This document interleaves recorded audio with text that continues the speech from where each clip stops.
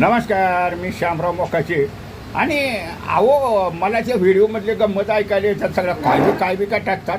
पण रिक्षा टॅक्सीचा परवाना घेताना, बिल्ला घेताना हे मराठी भाषेचं ज्ञान लागतं. वाटेल ते बोलतात हो. त्या नगरसेवकांना मराठी बोललं पाहिजे, आणि ह्यानं बोललं पाहिजे, आणि त्यानं बोललं पाहिजे.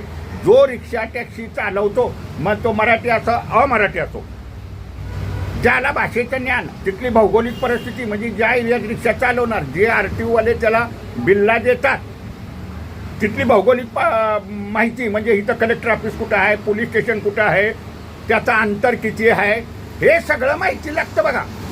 आणि हीच परीक्षा तिथं RTOमध्ये घेतली जाते. तीच परीक्षा घेतली जाते बिल्ला देताना, परमिट देताना बी परीक्षा घ्यावी लागते, आणि त्याला भाषेचं ज्ञान लागतं. अरे बाई, हे बरेचच म्हणतात आम्हाला रिक्षा टॅक्सीवाल्याला काय आम्ही नाही बोलणार. पाक बोलू नका बाबांनो. आता नवीन एक कायदा झालाय, permit cylinder of other state NOC मिळते. म्हणजे लोन फिटलं असलं तर गाडी बी आपल्या राज्यात घेऊन जाऊ शकता कोण बी, असं काय नाही. पण भाषेचं ज्ञान हे मात्र लागतं, हे मात्र लक्षात ठेवा. मी मराठी लोकांना आज आव्हान करतो. आता बघा, ज्यांच्याकडे लायसन बिल आहे ना, त्यांनी ई रिक्षा घ्या जावा. ई रिक्षाला परमिट नाही. हा राज्याचा निर्णय आहे, केंद्र सरकारचा निर्णय आहे. केव्हा 2 वर्षानं परमिट चालवलं. अगदी हे आता गावाला गेलेत ना, ते परत येईपर्यंत महाराष्ट्रात 1-2 लाख रिक्षा मराठी लोकांनी घ्या. आल्यावरती आपोआप जातील change of address, change of other state NOC घेऊन. पण मराठी लोकांनी म्हणायचं नाही आम्हाला रिक्षा चालवायला संधी नाही, काय नाही.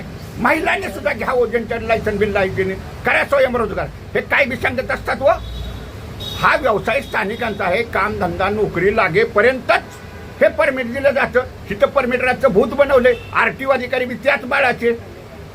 आणि आता ह्यांच्या सगळ्या पोटात काय दुखतं माहिती आहे का? SIT न पेपर आता निघालेले आहेत.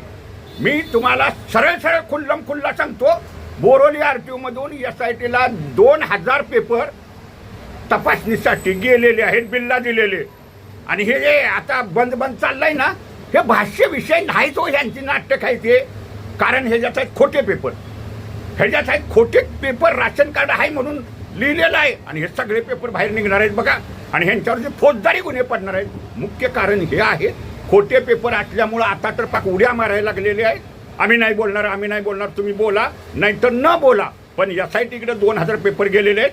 आणि 2020 पासून हे सगळे पेपर SITनं तपासलेच पाहिजेत. आणि फौजदारी गुन्हे, ज्याने खोटे पेपर दिलेले आहेत त्यांच्यावर फौजदारी गुन्हे टाकलेच पाहिजेत. व्हिडिओ शेअर करा.